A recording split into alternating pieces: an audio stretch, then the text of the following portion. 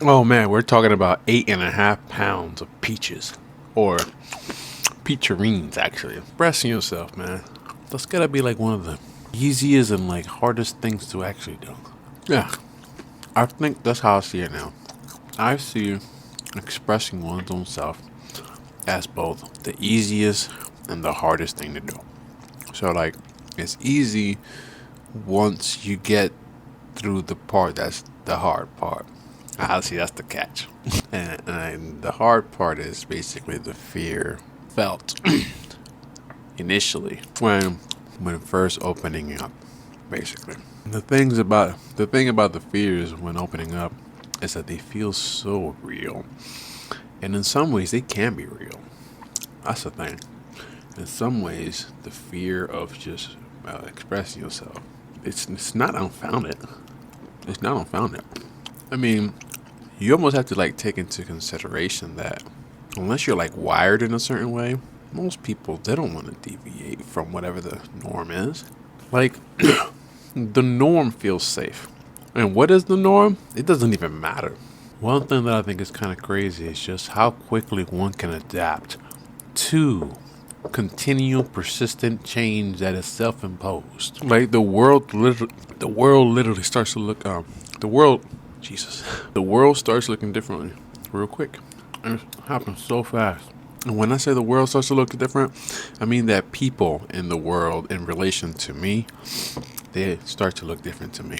And this here's what I mean by that. I think I can explain with something much more relatable. Before I really started doubling down on my own self development, I always had this nagging fear that when certain people would go back to their home, in this instance, away from where I live in California, right? So, like, let's say they reside in New York or something, some other state, somewhere far enough where there's some distance, right? There was a point in time before I started, working on self development that let's say I would see them once every, I don't know, 4 months. How about that? So once every 4 months, I would see somebody that lives in a different state. I always had this nagging fear before I started working on self development that because of that gap of them not seeing me, what if they learned something new and in having that contrast of time, by the time we did see each other again, they would spot something. Something would become obvious that they didn't see before, in part because of the distance, right? I always had that fear. And it's not something I could ever like prove, right? Or so I thought. Here's the thing. I'm at a point where I now know that that fear that I had was indeed an actual fact.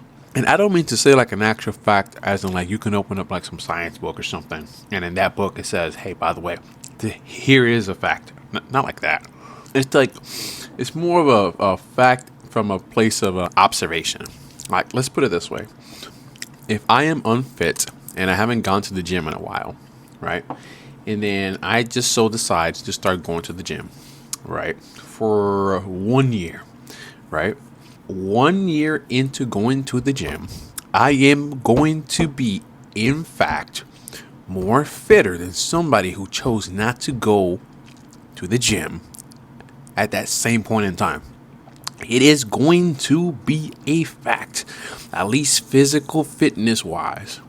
I will be fitter in contrast to the other person who once again chose not to go to the gym, right? So it's not like I'm going to find a book that says, hey, I, Alex, am fitter than, Joe Schmo. No, I'm not going to find that, no. But by the power of contrast, yes, I will be fitter than said person. The reason I bring that up is because, like, prior to me just, like, getting, like, a microphone and just talking just like this, there was a certain way that I viewed the world. I'm trying to find a way to describe this in a way that might make actual sense to somebody who's not viewing the world through my current lens. So I'm trying to get creative here. Okay, I think I got it. I think that the next thing I'm going to say might make some sense even to somebody who's not experiencing what I'm experiencing. How about that? Let's see. I'm going to give it a stab. So, last year, the way that I viewed the world, when I say view the world, I mean like how I view myself in relation to others and others in relation to me. The best analogy that I can think of right now is like being in a crowd. When I say being in a crowd, I mean like literally being in a crowd. As in like, imagine you're in a crowd where like everybody's about your height.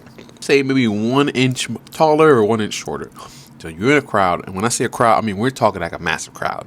Let's just say like you're in the middle of like this entire crowd is in the middle of a football stadium or something. And you're like dead in the middle, right? Because you are in this crowd, and most people are about the same height, it's kind of hard to see exactly how close you are to an exit or how close or far away you are to, I don't know, a certain set of stairs or something. It's kind of hard because you can just barely see, over the tops of other people's heads and shit, right? I think that's the best way I can describe it. So how I viewed myself and others in relation was basically I just felt no different than everybody else. I just assumed that however I thought and viewed the world is exactly how just about everybody else is, viewing the world. I think that's what I mean by the crowd. So I don't mean that in some derogatory way, like brokies or some shit. No. Here's what's happening like the last year. I now feel like I am above the crowd. And I'm going to explain what I mean by that, all right? Because that can come off as very selfish or fucking narcissistic or something. Hear me out. This is what I mean by above the crowd, all right? Not better than them. No. Sticking to that same analogy from earlier, right? Where they're about the same height. You're in the middle of the crowd. You can't really see too deep or how far or anything, where anything's at. You can just see outside of your immediate bubble, basically, right? What I mean by my perspective is almost above the crowd. Imagine you're still in the crowd, right? Let's just say everybody in the crowd is 5'10". How about that? Everybody in the crowd is 5'10", but you're not. You're 7 foot. Everybody's 5'10", and you're 7 foot. Okay, that doesn't make you actually better than anybody. It just means you're taller. That's it. Well, here's the thing. If you're the one person that's hella taller, you by default have a different vantage point. You literally have a different vantage point if you're 7 foot tall in a crowd of a bunch of 5'10" people, right? So that's part one of this, how I see the world now, right? Part two is that in having this vantage point, I began to see something interesting. And I think this is where some people do, in fact, get fucking like ego boosted or something. So like, I think some people see this vantage point and they're like, therefore I'm better than them motherfuckers. And I'm not gonna lie, there was a few times that feeling started to creep up on me. I'm not gonna lie. So it did happen. But it's like, at the same time, and that feeling creeping up, I had like this weird, like kind of a paradox thought process in that, wait, I remember my vantage point when I was, say, 5'10" in a crowd of 5'10" people. So wait a minute. So now my vantage point has shifted. And in it shifting and me doing different things, I actually, not only do I feel better, but like I get less mad, less angry and stuff. That's nice. If you get less angry, that feels better by default. Wait a minute. It's like, hey, homie, over there, you want to be 7 foot too? Bro, if you want to, let's get it. Let's fucking get it. So this thing of like wanting to elevate others, it just started to kind of grow on me, but in a very innate way. It wasn't like I felt like I was having to like squeeze it out or force it out. There was just this innate thing to like, if somebody wants it, fuck it, let's do it. Let's fucking all literally get taller. So that's one thing that I began to experience. But here's another. And me just more talking casually and whatnot with a microphone and like this and all that, I began to realize that over time, what started off as terrifying and scary, I became more and more calm. That began to have like a cascading, effects, not only on, say how I carry myself on this, but like even in person, like I feel more relaxed. I'm just, going about business or whatever. An internal shift started to happen. And in that internal shift happening, how I conduct myself and feel and think started to shift, which then led to a different set of a contrast, right? And this other contrast, kind of like how I was talking earlier, the example about like how if you spend like enough time away from somebody, if somebody learns some new things and they see you again, they might spot something new that about you that they did before, right? I started to see just, I guess, how repressed most people are.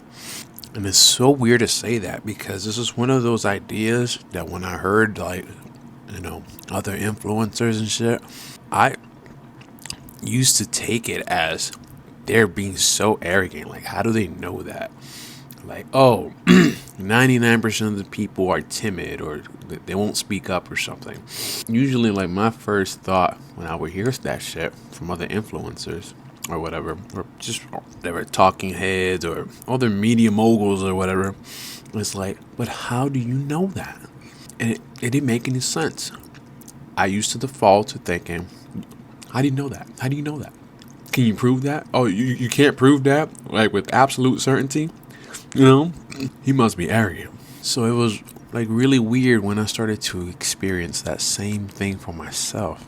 And the interesting thing is that with some people, not only can I sense that repression, that not wanting to just open up, and then said person admit to it, it's almost like I can see my former self in some people. And what I mean by my former self in some people is that it's interesting to see, in this instance, just for simplicity's sake, certain types of other men that if I were to come up to them and tell them, hey, just get up on camera and just express your thoughts. Doesn't gotta be anything crazy. Just express your thoughts. They'll swear to God that they got it. They ain't scared. They ain't timid, but they won't do it. So in other words, it's almost like I see other versions of me, Alex's, out there now. And it's on a mass scale. So it feels weird to come full circle, basically. So 1 second, I'm the 5'10" person in a crowd of a bunch of other 5'10" people. So therefore, I can't really see too far away or too close or whatever. Suddenly, I start doing some things. I guess a growth spurt happens. I'm now 7 foot in a group of 5'10" people. The world by default looks different. It's not like I'm forcing a new thought process into my head. The world looks different. If you go to the gym versus somebody who didn't go to to a gym for a whole year, there will be a difference, period. It's just default. There's no trying to fake it, So the world looks different. I can see repression. I can see pain now. Some people admit to it, and just too many others don't. And they'll hide. And they'll deny. And that looks funky now. That looks so weird to me now. Oh my God, oh man. And honestly, all I gotta say is, I just want to help. Because it's not that bad. But goddamn human nature and that thing to steer away from that which is unknown. God damn it. Which evolutionarily, it makes a lot of sense, right? It doesn't even matter how much more benefit you can gain from deviating from the path, even if deviating from the path, gets you like a big reward that you can then share with the tribe, right? It doesn't fucking matter.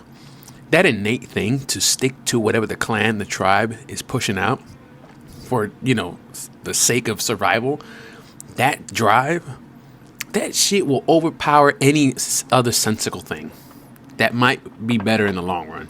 Anyways, that's all I got for now. I'm breaking the 48-hour fast with like 7 eggs, 100 grams of cashews, Brazil nuts, like 8.5 pounds of peaches. So, some coconut oil. So we got coconut oil, we got some coconut syrup, and that did not focus, and some truffle hot sauce. This guy right here. Yeah. Boom. Oh man. But I'll leave it at that. Let me know what you think. Where are you at in life, basically? And for now, I'm just gonna continue eating a lot of peaches right now. These things are delicious, by the way. Some peacherines. So like this is the one part where I kind of kick you out of here, MTV Crib style. So come on now. Gongi. Bye bye. Bye bye.